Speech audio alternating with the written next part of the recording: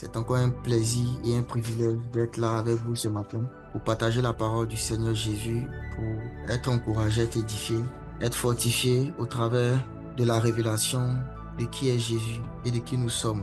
Donc, on va prier pour dire merci au Seigneur Jésus, comme on a l'habitude de le faire.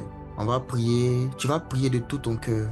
Ce qui rend la prière puissante, le premier facteur qui rend une prière puissante n'est pas le temps, n'est pas la quantité de mots. Le premier facteur qui rend une prière puissante, c'est la sincérité. La sincérité. Assure-toi ce matin de présenter au Seigneur une prière sincère, de tout ton cœur, par lui, et dis-lui merci. Et le deuxième critère qui rend une prière puissante, c'est la foi. Et pendant que tu pries, aie la foi, aie la pleine assurance de tout ton cœur qui t'entend. Et que quand tu lui demandes de t'enseigner, de te révéler sa parole ce matin, il entend ta prière et il est prêt à te répondre. Il a le désir et la volonté de te répondre. Prions le Seigneur. Papa, ce matin, nous te rendons encore honneur, louange et gloire. Merci pour ce matin. Il n'y a personne comme toi. Il n'y a personne qui est excellent comme toi. Tu es le Dieu vivant, le Dieu puissant, le Dieu excellent, le Dieu magnifique, le Dieu en qui nous sommes et par qui nous sommes, le Dieu en qui nous trouvons notre vie, notre définition, celui par qui nous existons, celui par qui nous vivons. Ce matin, nous te disons merci. Merci Seigneur Jésus pour tes grandes bontés et tes grandes compassions. Merci Seigneur Jésus-Christ pour ta fidélité. Merci Seigneur Jésus pour toutes les grâces que tu nous fais vivre tous les matins.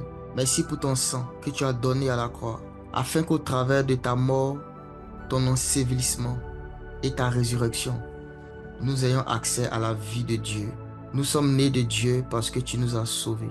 Et ce matin, nous voulons prendre le temps d'apprécier ta présence au milieu de nous. Tu es déjà là parce que tu l'as promis. Tu as dit quand 2 ou 3 sont rassemblés en ton nom, tu es déjà là au milieu d'eux. Tu prends plaisir en notre compagnie. Tu aimes être avec nous lorsque nous sommes rassemblés autour de toi. Et nous savons que tu es là, nous voulons saluer ta présence. Nous voulons saluer ta sainte présence. Esprit de Jésus, prends la place ce matin. Parle-nous, instruis-nous, consacre-nous, conduis-nous, guide-nous, encourage-nous, corrige-nous, réprimande-nous au travers de ta parole. Et que ce matin, nous sortons de cette atmosphère-là, cette réunion en ligne, non pas avec de nouvelles informations sur toi, mais avec une nouvelle connaissance de toi. Car nous ne voulons pas que ces choses que nous allons entendre ne restent qu'au niveau informationnel, au niveau de l'âme. Que ces révélations aillent au plus profond de notre être, jusqu'à pénétrer notre esprit, à remplir notre cœur. Et que ces choses que nous allons entendre aujourd'hui soient dans notre cœur, afin que nous puissions vivre par elles. Merci pour ta parole qui est cette source intarissable d'eau vive à laquelle nous avons été abreuvés et à laquelle nous venons encore nous abreuver. Merci encore Seigneur pour ta présence avec nous ce matin. Au nom de Jésus. Amen. Amen. Amen. Gloire à Jésus. Donc, depuis le lundi, nous avons commencé cette série d'enseignements sur grandir en sagesse par la prière, le jeûne et la révélation de la parole avec le Père Jacques qui a pris le temps de donner encore des profondes définitions de ce qu'on appelle le jeûne. Le jeûne. Et aujourd'hui, je vais m'atteler à essayer d'avancer un peu sur ce qu'il a déjà commencé. Il a posé les fondements et moi je vais venir ajouter un peu dessus. Donc, voici une chose que je vais dire pour commencer, c'est que toutes les choses spirituelles, toutes les activités spirituelles que Dieu nous demande de pratiquer régulièrement, qu'on peut retrouver dans Matthieu chapitre 6. Si vous lisez Matthieu chapitre 6, le Seigneur Jésus-Christ a dit à ses disciples et à la foule qui l'écoutait, gardez-vous de pratiquer votre justice devant les hommes, afin d'être vus par eux. Car ceux qui pratiquent de telles choses ont déjà leur récompense. Je paraphrase ici la dernière partie. Et lorsqu'il parlait de pratiquer la justice, il a cité principalement 3 choses. Il a commencé d'abord par les aumônes. Il a dit lorsque tu fais ton aumône, que ta main gauche ne sache pas ce que ta main droite fait. Après, il a parlé de la prière. Il dit lorsque tu pries, il faut que tu rentres d'abord dans le lieu secret. Tu parles à ton Père qui est dans le lieu secret et ton Père qui est dans le secret te récompensera publiquement. Et la troisième chose dont il a parlé, c'est le jeûne. Il a dit quand tu jeûnes, parfume ta tête afin que les hommes ne voient pas que tu jeûnes. Donc, ce qu'il a appelé pratiquer la justice, ce sont ces 3 éléments de base que j'appelle les activités de l'esprit. Ces 3 éléments de base, l'aumône, la prière et le jeûne. Et comme j'ai dit, on peut retrouver ces 3 éléments dans Matthieu chapitre 6. Si vous lisez encore Ephésiens chapitre 2, à partir du verset 8, l'apôtre Paul nous explique que nous sommes sauvés par grâce. Et le moyen par lequel nous sommes sauvés, c'est la foi. Il dit nous sommes sauvés par grâce au moyen de la foi. Et ce n'est pas par les œuvres afin que personne ne se glorifie. Mais au verset 10, il ajoute que c'est en Christ que nous avons été recréés pour des bonnes œuvres que Dieu a préparées d'avance pour nous, afin que nous les pratiquions. Donc, nous avons été créés sans œuvres, pour des œuvres. Il dit nous avons été sauvés sans les œuvres, mais Dieu nous a recréés en Christ pour des œuvres. Donc, est-ce que c'est contradictoire? Non, pas du tout. Nous avons été sauvés sans les œuvres de la loi. Nous avons été sauvés sans avoir à pratiquer les œuvres de justice qui demandaient le salut, qui est le fait de pratiquer tous les commandements de Dieu sans jamais faillir. Donc, nous ne sommes pas sauvés par les œuvres de la loi parce que Christ a déjà accompli la loi pour nous. Pas parce que la loi n'est pas importante, pas parce que la loi, Dieu l'a rejetée, non. C'est parce que quelqu'un d'autre a déjà fait le travail pour nous. C'est comme quelqu'un qui va travailler et il prend son salaire, il te le donne entièrement. Donc, quand Christ a accompli la loi, il a acquis la justice, qui est le salaire de l'accomplissement de la loi. Et à nous maintenant, il a donné la justice gratuitement. Et nous, on reçoit cette justice-là au moyen de la foi en Jésus-Christ. Mais lorsque nous recevons la justice de Christ au moyen de la foi, la Bible dit qu'il nous a créés en lui pour des bonnes œuvres que nous devons pratiquer. Et les œuvres que nous devons pratiquer après être justifiés, ce sont les œuvres de la foi, qui sont différentes des œuvres de la loi. Donc, on n'est pas sauvé par les œuvres de la foi, mais on démontre le salut par les œuvres de la foi. On n'est pas sauvé par les œuvres de la loi, mais on démontre le salut par les œuvres de la foi. Et les œuvres de la foi, ce sont encore les œuvres de justice dont j'ai parlé tout à l'heure. Le jeûne, la prière, les aumônes. Donc, quelqu'un ici qui est sauvé, qui est né de nouveau, il y a des bonnes œuvres que Dieu a préparées d'avance pour toi afin que tu les pratiques. Et parmi ces œuvres-là, il y a le jeûne. Il y a le jeûne. Donc, le jeûne fait partie, en fait, de la vie de celui qui est né de Dieu. Selon qu'il est écrit, le juste vivra par la foi. Le juste vivra par la foi. Donc, quand on définit c'est quoi la foi, on se rend compte que la foi, sans les œuvres, elle n'a pas de vie. Elle est morte. Une foi qui est vivante, c'est une foi qui a des œuvres. Quelles sont les œuvres de la foi? Principalement le jeûne, la prière, les aumônes. Est-ce qu'on me suit déjà? Voilà pourquoi, quand le Seigneur Jésus-Christ parlait du jeûne, il n'a pas dit si vous jeûnez, il a dit quand vous jeûnez. Quand vous jeûnez. Quand vous jeûnez. Pas si. Je dis ça déjà comme point de base pour dire à tous les enfants de Dieu qui m'écoutent ce matin que le jeûne n'est pas une option. Le jeûne fait partie de la vie d'un homme spirituel. Le jeûne fait partie de la vie d'une femme spirituelle. Voilà pourquoi on va prendre tout le mois de janvier là, pour ne pas dire les 3 semaines du mois de janvier, 3 premières semaines pour en parler.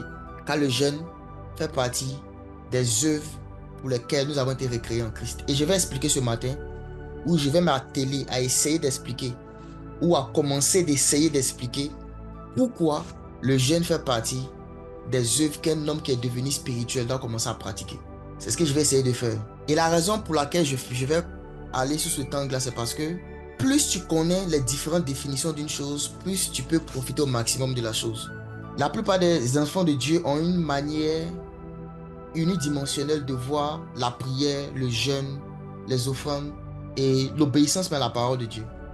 Mais chaque chose que Dieu a faite et chaque chose que Dieu nous demande de faire, il y a plusieurs aspects et il y a plusieurs dimensions ou encore il y a plusieurs définitions de la chose. Et plus tu vas connaître les différentes définitions d'une chose, plus tu vas être conscient des bénéfices qui sont rattachés à ça et plus tu seras motivé à la pratiquer. Donc, ce matin, on va ensemble explorer certaines définitions du jeûne que peut-être que tu n'as jamais entendues.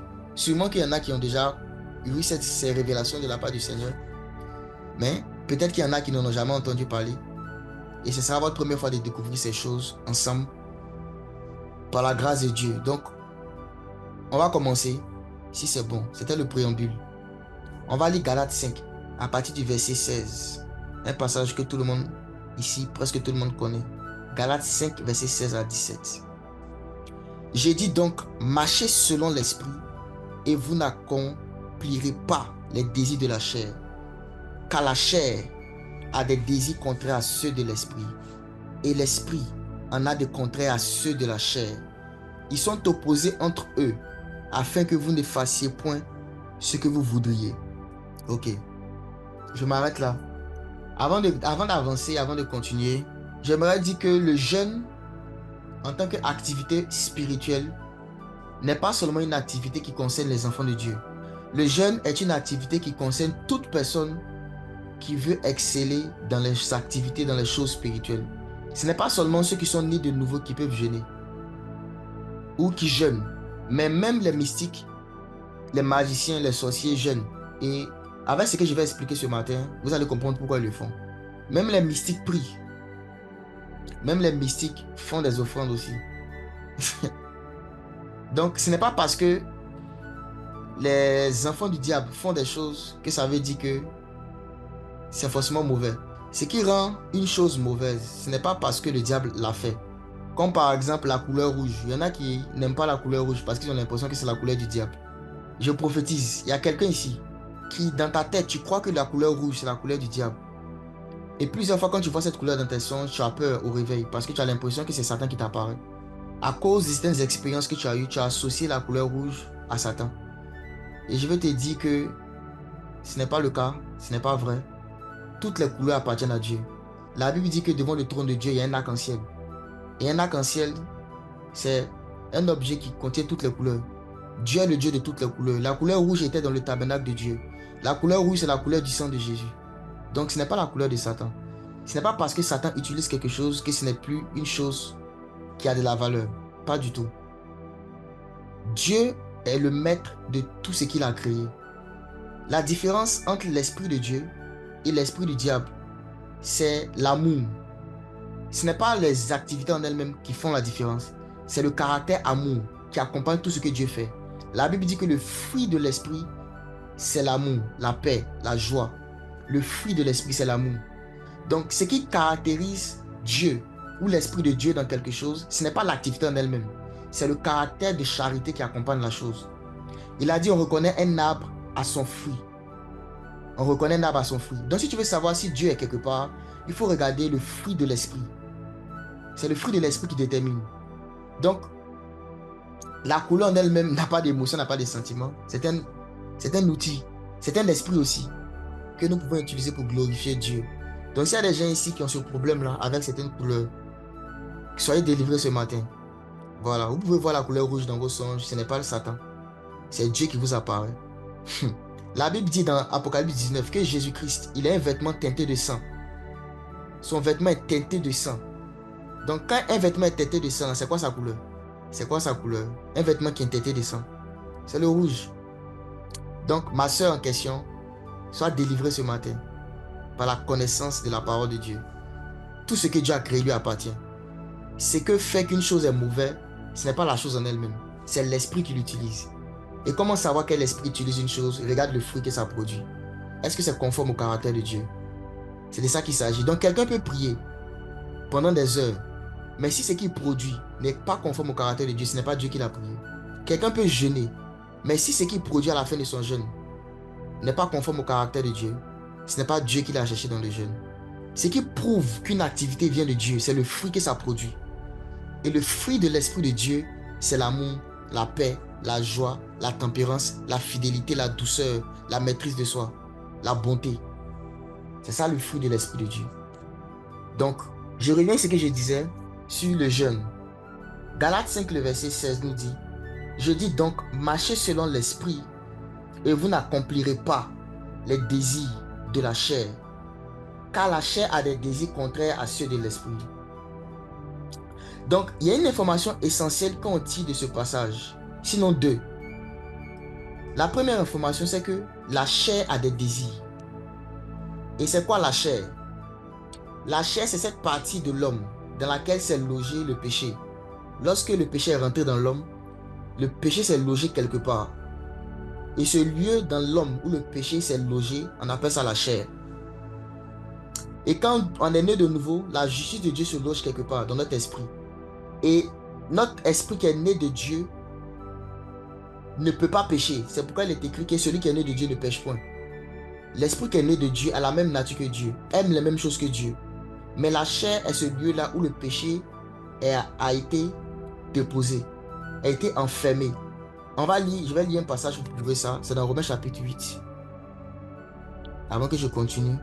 Romains chapitre 8, le verset 3. La Bible dit, car chose impossible à la loi parce que la chair la rendait sans force.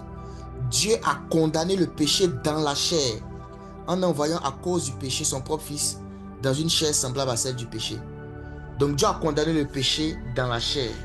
C'est pourquoi Dieu devait envoyer Jésus-Christ dans la chair pour faire mourir en fait les œuvres de la chair en nous. Dieu a condamné le péché dans la chair. Donc quand Christ est mort, la chair a été crucifiée avec Christ. Mais la chair continue de s'exprimer. La chair a été crucifiée, ça veut dire qu'elle n'a plus de pouvoir. Elle n'a plus d'autorité. Elle n'a plus de puissance.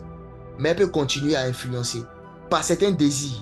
Mais la raison pour laquelle la chair ne peut pas nous dominer, c'est parce que Christ a crucifié la chair. Donc tant que nous, on ne suit pas les désirs de la chair ne peut pas nous imposer ses désirs. Ceux qui sont dans le monde, quand les désirs de la chair les prennent, ils n'ont pas l'esprit de Dieu pour dominer contre les désirs de la chair. Donc ils sont esclaves du péché. Un esclave, c'est quelqu'un qui est sous le joug d'un maître et qui n'a pas de volonté propre. Donc l'esclave ne peut pas faire ce qu'il veut. L'esclave, son maître lui impose ce qu'il veut. Et celui qui n'est pas né de Dieu, il est esclave du péché dans le sens où tout ce que sa chair veut, tous les désirs de sa chair lui sont imposés parce que sa chair n'est pas crucifiée. Mais ceux qui sont à Christ ont crucifié la chair. Ce qui veut dire qu'à partir du moment où tu es en Jésus, il n'y a aucun désir de la chair qui peut te dominer. Si tu te retrouves à pécher, c'est que tu l'as voulu. C'est que tu as fait un choix délibéré. Parce que tu n'es plus sous le joug et sous l'esclavage du péché. Quelqu'un ne peut pas être né de nouveau et dire je vais arrêter tel péché, je n'y arrive pas. C'est pas possible. Tout ce que tu vas arrêter, tu le peux. Pourquoi? Parce que tu as crucifié la chair. Tous ceux qui sont nés de Dieu ont crucifié la chair. Donc oui, la chair peut avoir des désirs, mais ce ne sont pas des désirs qui peuvent te dominer. Donc si tu te retrouves toujours à même pratiquer le même péché et à dire que tu ne peux pas t'en sortir, c'est parce que tu n'as pas encore pris de décision. Ton problème n'est pas le manque de force. Ton problème est le manque de résolution. Tu n'as pas encore pris de décision claire. Quand tu vas prendre une décision claire de suivre l'esprit et de ne plus te soumettre à la chair, tu vas te rendre compte que la chair n'est pas si forte que ça. En réalité, elle est très faible. Elle était vaincue à la croix, elle était détruite. Elle était crucifiée par Jésus-Christ. Et parce qu'elle était crucifiée par Jésus-Christ, tu peux prendre la décision, par la foi, de croire que Jésus-Christ a crucifié la chair et de ne plus te laisser dominer par la chair. Mais celui qui n'est pas né de Dieu n'a pas ce pouvoir. N'a pas ce pouvoir. Mais, même après être né de Dieu, malgré que la chair est crucifiée, elle a des désirs. Et la Bible nous dit que la chair a des désirs. Mais aussi, l'esprit que nous avons reçu a des désirs. C'est la deuxième information qu'on tire de ce passage.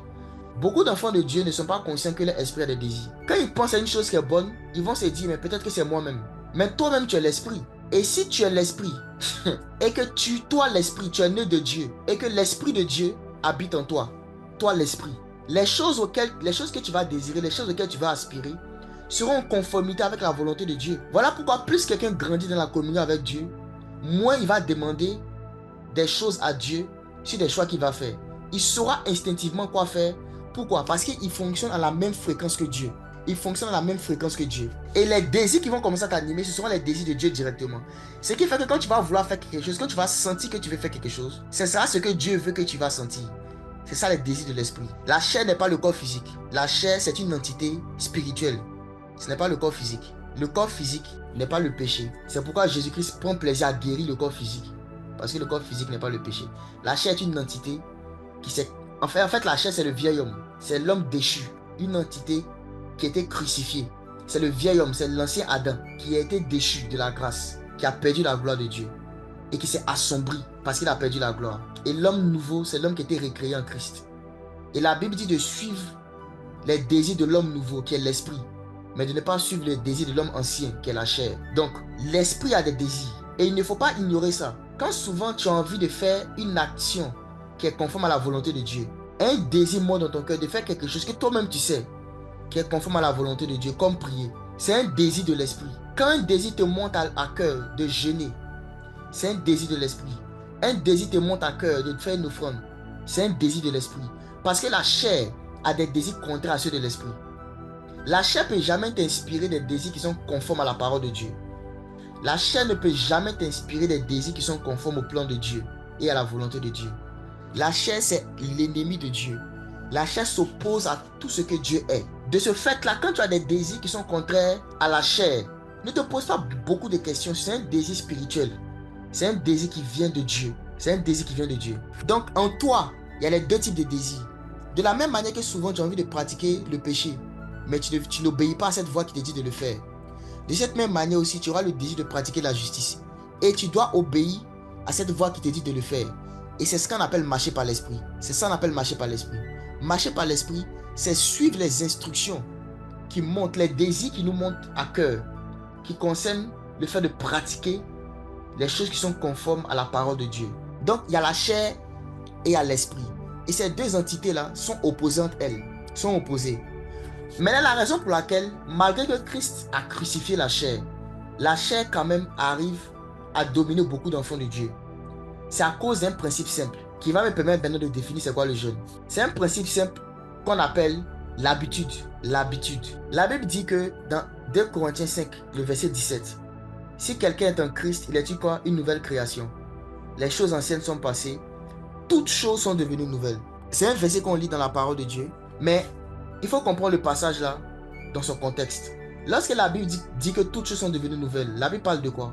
La Bible parle de tout ce qui concerne l'esprit, le monde spirituel. Ton esprit est nouveau, tes liens spirituels sont nouveaux, ta nature spirituelle est nouvelle. Tes bénédictions spirituelles sont renouvelées.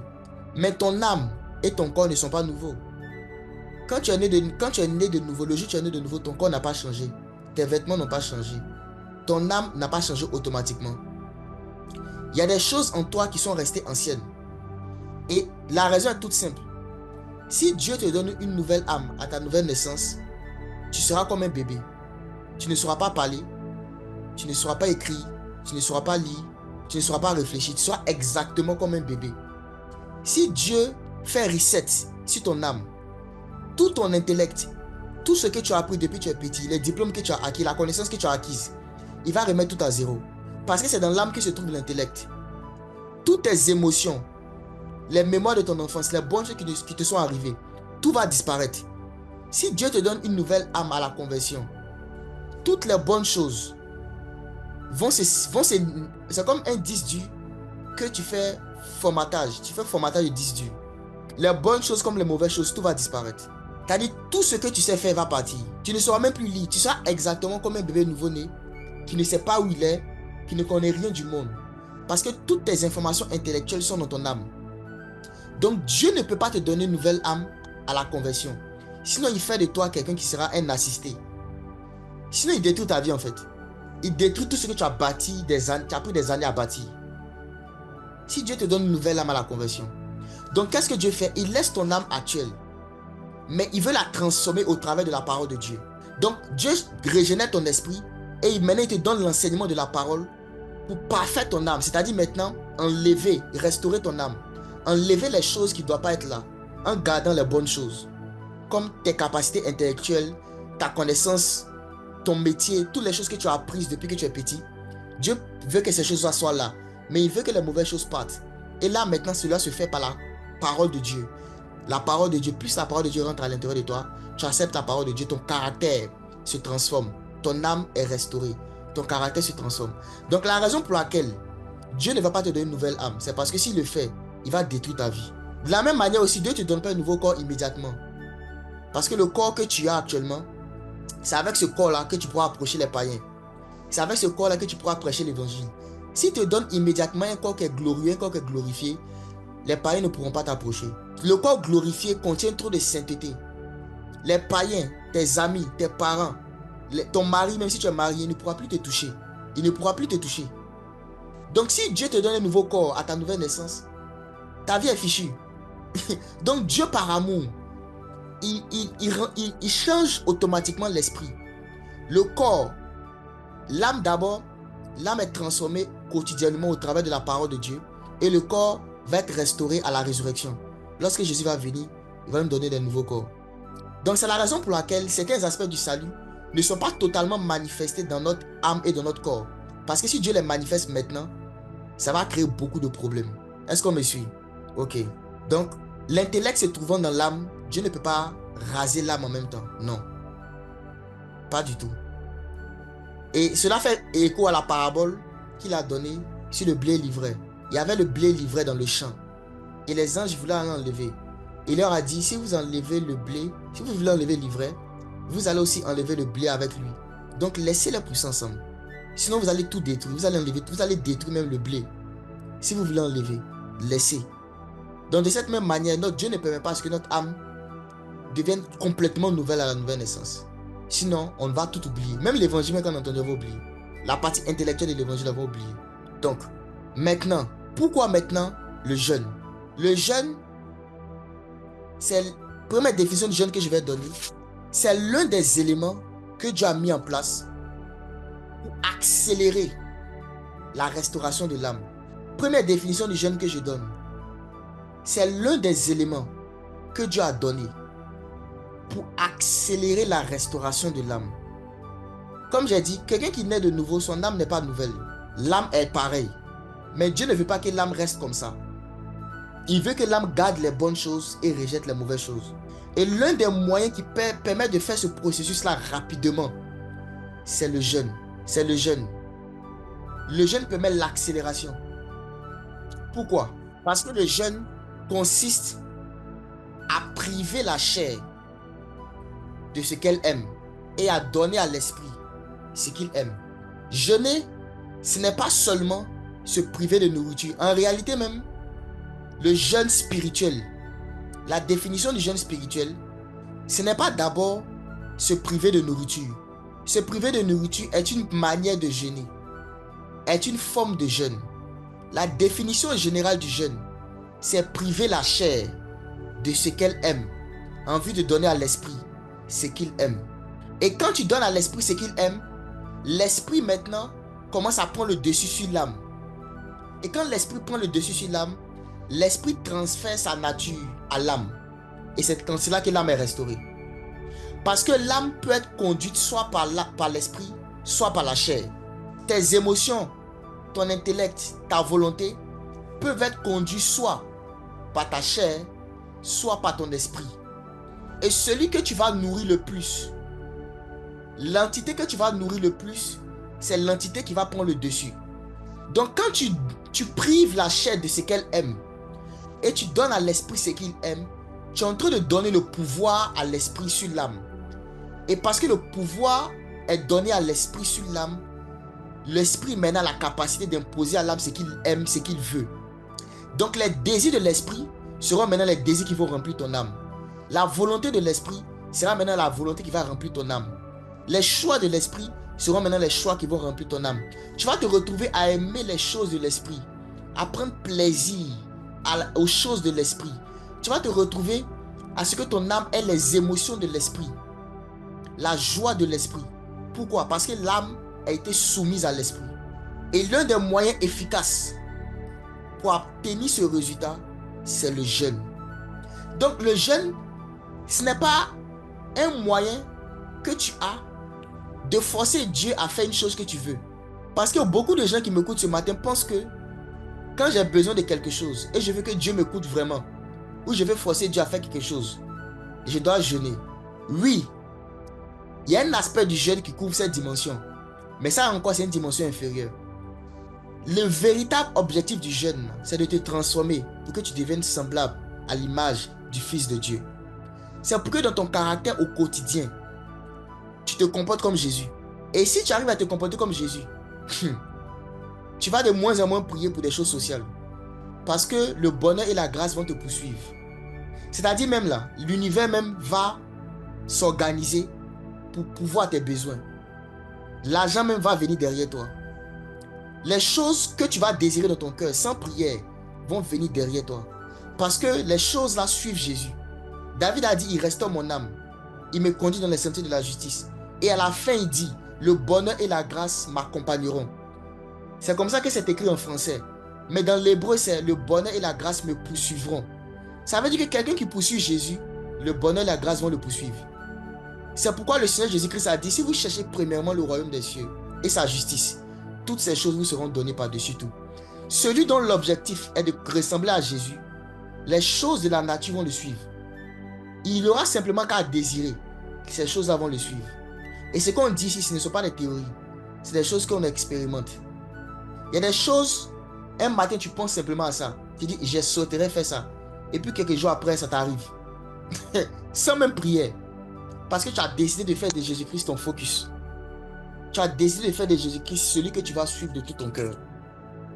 Celui à qui tu veux ressembler. Et quand tu es dans cette logique-là, tu prends le jeûne comme un outil de restauration de ton âme, comme un outil d'affaiblissement de ta chair, pour que l'esprit prenne le dessus. Et que la vie de Dieu qui est à l'intérieur de ton esprit soit transmise à ton âme. Est-ce qu'on me suit? Donc, à partir d'aujourd'hui, quand tu penses au jeûne, au-delà de toutes les définitions du jeûne que tu connais, qui est le fait de prier, chercher Dieu, chercher la face de Dieu, tout ça c'est bien.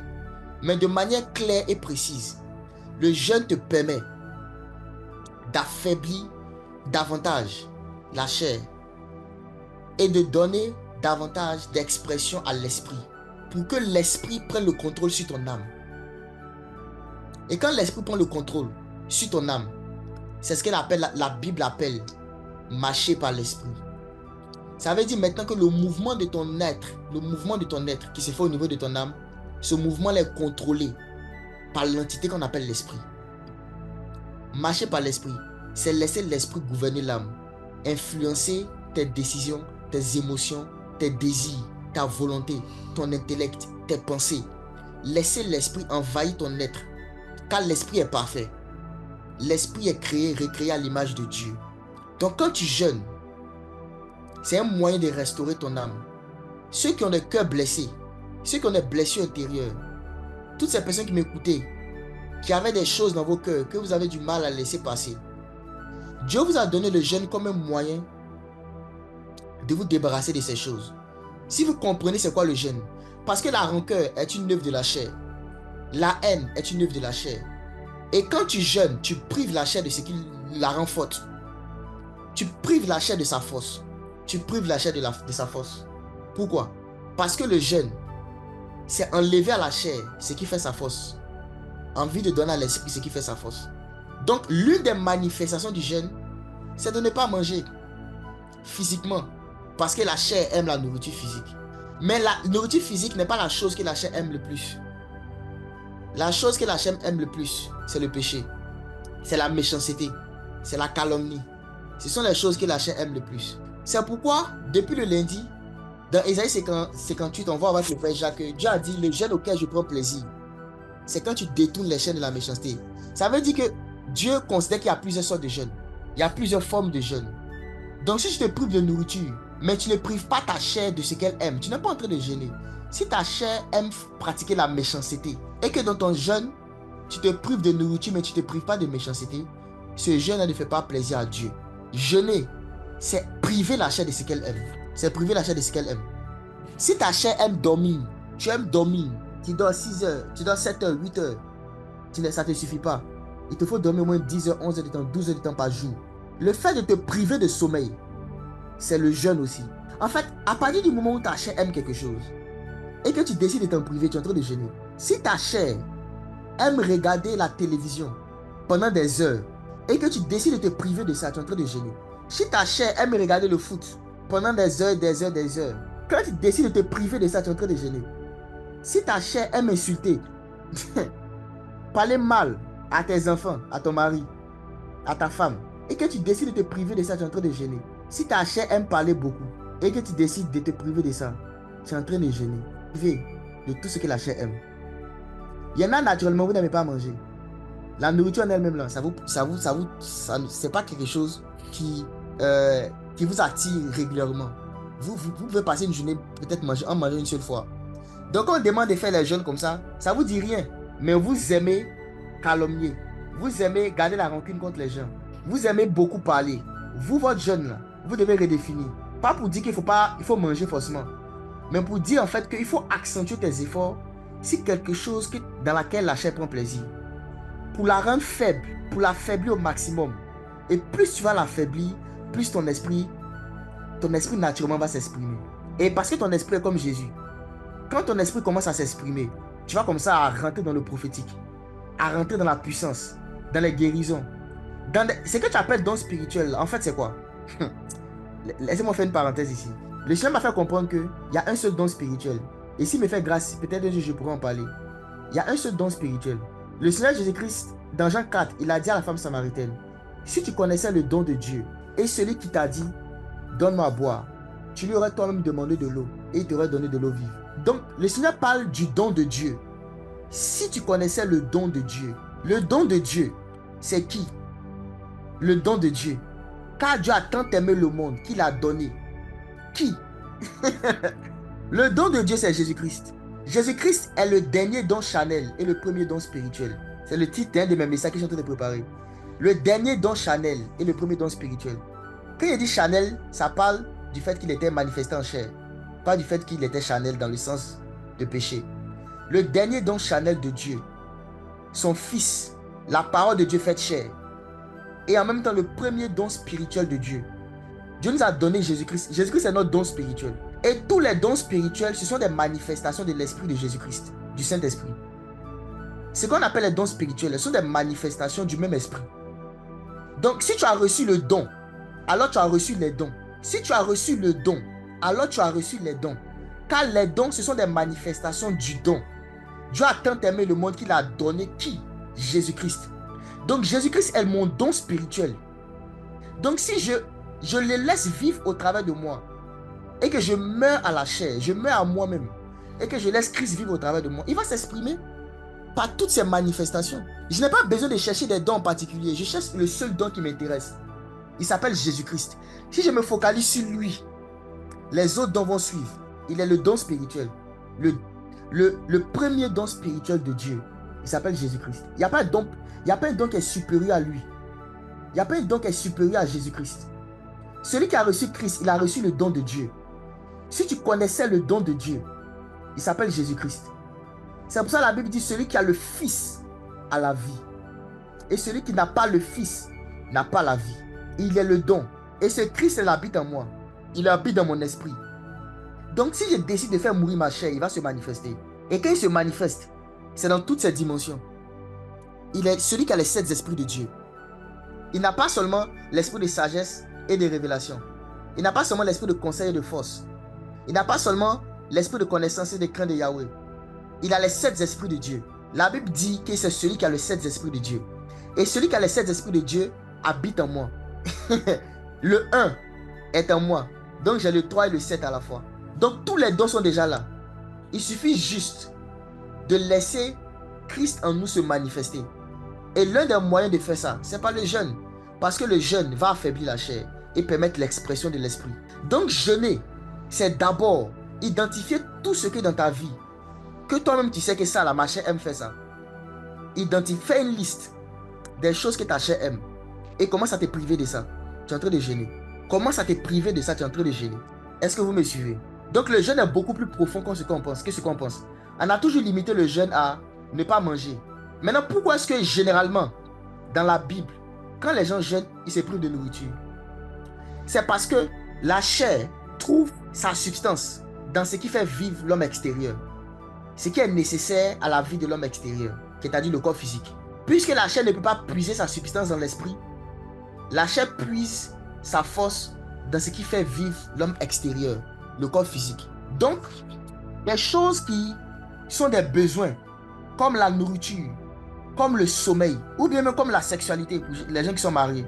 Ce sont ces genres de choses-là maintenant que la chair va utiliser pour créer en l'homme des désirs incontrôlés, pour que l'homme devienne esclave de ces choses. L'homme soit plus concentré sur ce qui est extérieur que sur ce qui est intérieur. Donc la chair utilise des besoins naturels de l'homme, comme le besoin de se nourrir physiquement, le besoin de dormir, les besoins naturels humains. La chair utilise ça maintenant pour se fortifier elle. C'est la raison pour laquelle Dieu, dans la Bible, demandait à des gens de jeûner, et c'était principalement la nourriture dont ils se privaient. C'est parce que la chair utilise ces éléments naturels-là pour se fortifier. Mais ce ne sont pas les seuls éléments. La chair n'utilise pas que ces seuls éléments-là. Et on a des générations où les réseaux sociaux même sont beaucoup plus puissants même que la nourriture. Où le téléphone souvent devient beaucoup plus puissant que la nourriture. Tant que la chose est externe et elle vient du monde extérieur, la chair peut utiliser cette chose-là pour se fortifier. Parce que l'esprit n'utilise pas les informations extérieures. L'esprit utilise des informations intérieures. L'esprit utilise des informations qui viennent du Père, qui viennent de Dieu, pour se fortifier. Et tout ce qui contribue à la parole, tout ce qui est conforme à la parole de Dieu, que tu fais, renforce ton esprit. Et tout ce qui est contraire à la parole de Dieu que tu fais, renforce ta chair. Voilà pourquoi jeûner, c'est d'abord s'éloigner du péché. C'est ensuite s'éloigner de toutes les choses qui ne sont pas péchés, mais qui sont utilisées par la chair. Et enfin, c'est s'éloigner de la nourriture. Vous avez vu que j'ai mis la nourriture en troisième position. Jeûner, c'est d'abord s'éloigner du péché. Ensuite, s'éloigner des choses qui ne sont pas forcément des péchés, mais que la chair peut utiliser pour nous donner des mauvaises passions, des mauvais caractères, des mauvaises réactions. Et trois, s'éloigner de la nourriture. Et ou souvent du sommeil. Donc, celui qui vit dans le péché, mais qui veut se priver de nourriture, tu vas faire la grève de la faim. Comment vous expliquer que beaucoup de gens, dans beaucoup d'églises, surtout en Afrique, font des longs jeûnes tout le temps, chaque année. Ils font des jeûnes de 40 jours, de 50 jours. Mais le résultat du jeûne est tellement infime. Les résultats qu'ils obtiennent spirituellement sont tellement infimes par rapport au niveau des sacrifices qu'ils ont fait. Comment on explique ça? Il y a quand même des résultats, je ne vais pas dire le contraire. Mais la quantité des résultats comparée à la quantité des sacrifices, on ne peut pas comparer. Et généralement, les résultats que les gens ont sont simplement à cause de la miséricorde de Dieu. Si Dieu veut regarder même la qualité de leur jeûne, Dieu ne va pas les exaucer. Il ne va pas exaucer. C'est parce que beaucoup ne se privent pas de péché. Ils ne se privent pas des passions. Ils ne se livrent pas des penchants. Ils ne se privent pas des penchants. Il dit, vous jeûnez pour vous livrer à vos penchants, à vos passions. Et maintenant, il veut se priver de nourriture. Il veut se priver de nourriture. C'est pas comme ça que ça marche. Il faut d'abord se priver du péché, se priver des penchants, et ensuite maintenant se priver de nourriture. Parce que le but du jeûne, c'est d'ôter à la chair ce qui fait sa force. Ce qui fait sa force. Si tu es dans le péché que tu veux jeûner, réponds-toi simplement. Prends la décision de ne pas pratiquer le péché. Demande pardon à Dieu. Le sang de Jésus va te pardonner, te laver, te purifier. Simplement, et puis tu te lances dans le jeûne. Le problème, c'est les gens qui demeurent dans le péché et en même temps dans le jeûne. Tu es dans le concubinage et c'est toi qui veux faire 40 jours de jeûne contre les sorciers. C'est toi qui as les copines, tu as 2-3 copines. C'est toi qui te lances dans 15 jours de jeûne pour ton examen. Il y a des jeunes là, ça va te rendre même pire même que ce que tu étais. Ça, je vais en parler un autre jour. Un jeûne qui est mal fait là, ça peut te faire devenir très méchant. Si tu ne prêtes pas attention. Un jeûne qui est mal fait peut te faire devenir très méchant. Il faut jeûner d'abord pour crucifier la chair, enlever à la chair ce qui fait sa force. C'est ça le but du jeûne. Ton intention, c'est que je veux que ma chair devienne faible, pour que mon esprit s'exprime, pour que le Christ qui est en moi se manifeste. C'est ça le but du jeûne. Pourquoi vous pensez que la Bible dit que c'est lorsqu'on meurt à nous-mêmes que la puissance de Dieu se manifeste? Quand l'apôtre Paul dit que nous mourons chaque jour, sans cesse pour Christ, afin que la vie de Christ soit manifestée en nous. On meurt pour que la vie se manifeste. La mort là, c'est quoi? C'est pas la mort physique, c'est pas la mort de l'esprit, c'est la mort de la chair. Lorsqu'on meurt à la chair, l'esprit se manifeste, la vie de Dieu va se manifester. Parce que l'opposition, c'est entre les deux. Il y a une opposition entre les deux, il y a une opposition entre les deux. Donc à partir d'aujourd'hui, fais une liste. Prends ton téléphone ou bien une feuille. Écris les choses que tu sais que ça là, c'est la chair même qui fait ça. Parce que nous tous on sait, les choses qui viennent de la chair là, on connaît. Fais la liste. Et une fois que tu as fait la liste, commence maintenant à te discipliner. Il y en a ici, vous devez apprendre à moins parler, à parler de moins en moins. Vous parlez trop. Souvent, quand vous finissez de parler, le Seigneur vous dit, tu as trop parlé. C'est une œuvre de la chair. Il faut apprendre à dominer ta langue, à ne pas trop parler. Voilà. Tout ça là, c'est le jeûne. Ça fait partie du jeûne aussi. Il y en a ici, vous aimez trop la télé. Je n'ai pas dit que regarder la télé, c'est un péché. Mais j'ai dit vous aimez trop. Souvent, même vous regardez la télé, au bout de quelques minutes, vous vous sentez mal à l'aise. Mais vous dites, mais est-ce que c'est un péché? Est-ce que c'est un péché? Est-ce que c'est un péché? Et vous continuez. Le Seigneur veut que vous commencez à jeûner ça. Il y en a ici, c'est Facebook, TikTok. Vous vous dites, non, je vais me connecter pour m'édifier un peu. Vous restez dessus. 1 heure, 2 heures, 3 heures, 4 heures. Sans vraiment apprendre des choses concrètes pour votre esprit. Vous devez apprendre. Il y en a ici, c'est dormir. Dormir. Il faut discipliner la chair. Il faut se discipliner soi-même. Quand Paul dit, je traite durement mon corps et je le maintiens assujetti. Je le maintiens assujetti. Afin de ne pas être disqualifié. Moi-même, après avoir prêché aux autres. Il faut maintenir. Il faut définir des règles. Il faut te dire. Il faut te définir toi-même comme l'esprit. Considère toi-même que tu es un esprit. Et que ta chair veut prendre le contrôle de ton âme. Et que toi, l'esprit, à partir d'aujourd'hui, tu commences à prendre le contrôle de ton âme. Et quand tu commences à faire ça, et que l'esprit prend le contrôle, Quand tu parles, c'est l'esprit qui parle. Quand tu touches, c'est l'esprit qui touche. Quand tu déclares, c'est l'esprit qui déclare. Et quand c'est l'esprit qui déclare, quand c'est l'esprit qui parle, les résultats sont beaucoup plus pertinents. Les résultats sont pertinents. Tu vas voir les résultats beaucoup plus concrets. C'est ça le jeûne. Donc ne vous privez pas que de nourriture. Ceux qui sont dans ce temps de jeûne, ne vous privez pas que de nourriture. Privez-vous de tout ce que votre chair aime. Et la dernière chose que je vais dire maintenant, c'est quoi? Ne cherchez pas à faire ces choses-là dont j'ai parlé sans le Saint-Esprit. Le Seigneur a dit que le Saint-Esprit est notre aide. Il dit, je prierai le Père et vous donnerai un autre consolateur. Un paraclétos. Un paraclétos, c'est une aide. C'est quelqu'un qui te prend pour faire la procédure avec toi. C'est un peu comme quelqu'un qui va au tribunal. Et quand tu arrives au tribunal, tu ne sais pas comment te défendre. Tu ne sais pas où aller, à qui parler, quel document faire. On te donne un paraclétos. Un paraclétos vient, il te prend et il t'emmène dans toutes les procédures. C'est lui qui est ton aide. Et il te défend, il est ton avocat, en même temps il est celui qui t'aide à faire les papiers, il est celui qui t'aide à prendre les bonnes décisions. Et c'est ce que le Saint-Esprit est pour nous. Donc tout ce que Dieu nous demande de faire là, il faut se dire que je peux le faire par la puissance du Saint-Esprit. Mais si j'essaie de le faire de moi-même par mes propres efforts, sans le Saint-Esprit, je ne vais pas y arriver. Donc c'est là maintenant que la communication du Saint-Esprit doit demeurer avec chacun. Il faut parler au Saint-Esprit régulièrement pour lui, Saint-Esprit, voici ce que je dois faire, je sais que je dois faire ça, mais je ne peux pas le faire maintenant sans toi, aide-moi. Je compte sur ta force, je compte sur ta capacité à m'aider à le faire. Tu es mon partenaire, tu es mon aide, tu es ma force. C'est cela la communication avec le Saint-Esprit. Parler avec le Saint-Esprit pour lui demander de l'aide. À chaque fois que tu dois pratiquer la parole de Dieu, ne cherche pas toi-même à te lever pour faire ça de tes propres efforts, par ta propre volonté. C'est vrai, il faut décider, oui. Mais après avoir décidé maintenant, il faut utiliser toutes les armes que Dieu nous a données, toutes les ressources que Dieu nous a données. Et la plus grande ressource que Dieu nous a donnée, c'est son esprit, le Saint-Esprit. Et quand tu demandes l'aide du Saint-Esprit, il va t'aider à aller, à avancer, à respecter les engagements que tu vas prendre. Mais à chaque fois que tu seras en train de faire ça, rappelle-toi de la récompense. Je suis en train d'affaiblir ma chair pour que mon esprit se manifeste. J'affaiblis ma chair pour que mon esprit se manifeste. Pour que le don de Dieu qui est en moi, Jésus-Christ, le don de Dieu qui est en moi, se manifeste. Et maintenant, l'esprit, je termine avec ça rapidement. On va continuer sur ça les prochaines fois que je vais intervenir. L'esprit que Dieu nous a donné est parfait, mais il a besoin de se développer encore. Il est parfait dans le sens où il ne peut pas pécher, mais il n'est pas parfait sous le rapport de la connaissance.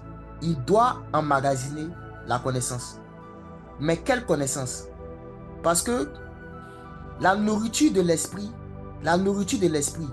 c'est la connaissance. C'est pourquoi les arbres que Dieu avait mis dans le jardin d'Éden, c'était des arbres de connaissance. Il donnait accès à une connaissance. Tous les arbres que Dieu avait mis dans le jardin, que l'homme Adam, qui était un homme spirituel, devait manger, c'était des arbres qui donnaient accès à une connaissance. Même l'arbre de la vie donnait accès aussi à une connaissance.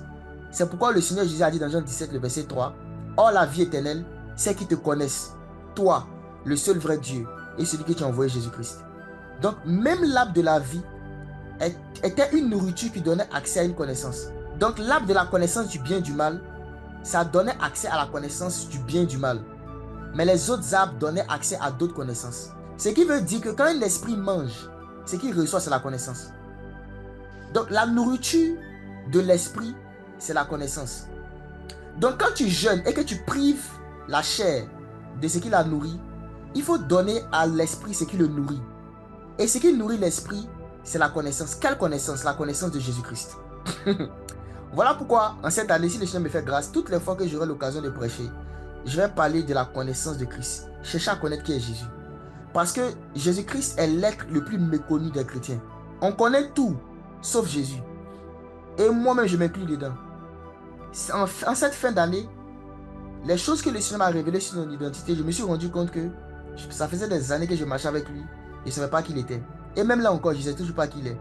Et c'est ce qui me pousse à chercher sa connaissance. C'est que la nourriture de l'esprit, c'est chercher à connaître qui est Jésus. Et au travers de Jésus, se connaître soi-même. Donc pendant que tu jeûnes, que tu prives ta chair de ce qui la nourrit, remplis ton esprit de ce qui le nourrit. Et ce qui nourrit ton esprit, c'est l'arbre de la vie. L'arbre de la vie, c'est la connaissance du Père et du Fils. C'est connaître Dieu et celui qui l'a envoyé, Jésus-Christ. Plonge tes yeux dans la parole de Dieu. Plonge tes oreilles dans la parole de Dieu. Plonge ton cœur dans la parole de Dieu. Cherche la connaissance précise et exacte de qui est Jésus-Christ.